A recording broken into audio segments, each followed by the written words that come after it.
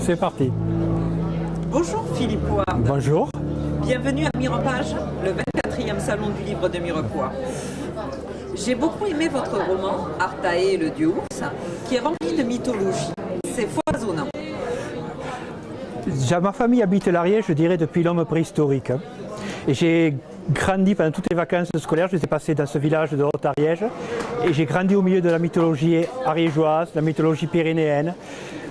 Je veux dire, dans un de mes champs, j'ai un immense rocher où mon père me disait que les sorcières, les brèches, comme on dit ici, faisaient leur sabbat la nuit pour adorer le diable.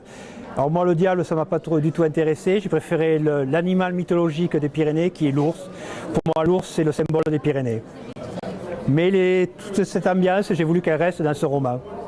Bon, en fait, il n'y a pas que la mythologie, parce que le fondement du roman, c'est les Pyrénées, avec des faits réels et toutes les légendes historiques. Voilà, mon père était un grand amateur de légendes et des Pyrénées, et donc tous les soirs, j'avais droit, avant de m'endormir, à ma légende. Et je me suis rendu compte que beaucoup de légendes tournaient autour de l'ours. Je veux dire, il y avait...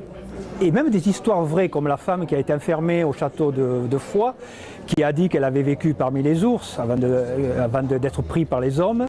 Il y a l'histoire de Jean de l'ours aussi, qui est l'enfant d'un ours et d'une femme. Il y a toute la mythologie des hommes préhistoriques. On retrouve l'ours dans les cavernes. Et puis il y a surtout le symbole de l'Ariège, qui sont les montreurs d'ours de Saint-Giron. Donc pour moi, l'ours est resté vraiment l'animal mythique. Et il est 2 fois plus animal mythique que quand j'avais 10 ans, au château de Foix, il y avait un squelette d'un ours préhistorique. Et ce squelette, il est resté dans ma mémoire tout le temps. Et ce roman, c'est presque un hommage à la fois aux Pyrénées, à l'Ariège et à l'ours. Que pourriez-vous nous dire du personnage de Berthe et du village de Reynat? Il existe? Le village de Reynat existe, c'est pas son vrai nom parce que sinon je me serais fait jeter de ce village. C'est mon village, comme j'ai dit, de famille, où j'ai une maison. Et tous les personnages qu'il a, c'est ceux que j'ai connus quand j'étais enfant. Je veux dire, ils ont existé, ils n'existent plus parce qu'ils sont tous décédés, mais pratiquement tous les personnages ont un fond vrai, même les bergers. Et je veux dire qu'avec les bergers, je discutais souvent de l'ours, parce que c'était toujours un sujet délicat, et on n'était pas toujours d'accord. Alors des fois, je leur disais, oui, peut-être qu'un jour il n'y aura plus d'ours, mais peut-être qu'un jour il n'y aura plus de bergers, donc il faudrait mieux s'entendre. Le village, il existe, oui. Je vais le dire, il s'appelle Gourbit. Merci de votre confidence. Mais votre vision de l'ours, elle n'est pas dans la niaiserie. On est loin du bisounours avec vous. Vous êtes dans le wild, le sauvage. Complètement. Je veux dire que la différence entre les Pyrénées et les Alpes, c'est que les Pyrénées sont sauvages. Je veux dire, il n'y a pas d'ours dans les Alpes. L'ours, il est dans les Pyrénées ou dans les Carpates. L'ours, il est dans un environnement sauvage. Alors l'ours, c'est... Pourquoi on a cet aspect du bisounours? Parce que l'ours, c'est un gros animal en peluche, c'est une grosse peluche, c'est mignon. On aimerait s'enfermer dans les bras de l'ours pour dormir.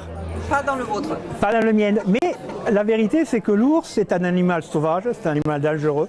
C'est un animal qui n'a pas été domestiqué par l'homme et qui ne le sera jamais. Et donc moi, j'ai voulu rendre cet animal sauvage sa véritable personnalité. Et sa personnalité, c'est sauvage.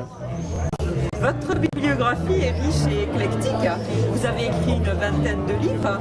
Pourriez-vous nous parler un peu du détective Lasserre? Alors Lasserre, c'est pareil, c'est la mythologie. C'est un détective dans les années 30 en Égypte. Mais ses clients, ce sont les dieux, les déesses, pour des enquêtes privées.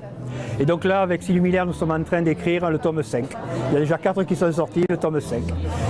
Et pour finir, vos projets en cours? Oui, il y en a un avec un auteur de Mirepoix, Michael Spinoza. On va écrire un thriller sur l'abbaye de Beauloup qui est à côté de Foix et qui renferme pas mal de mystères. Voilà. Eh bien, merci beaucoup. Merci à vous. Bonne merci. route à votre livre, Artaé, le dieu ours. Merci beaucoup. Ah, mais ça doit être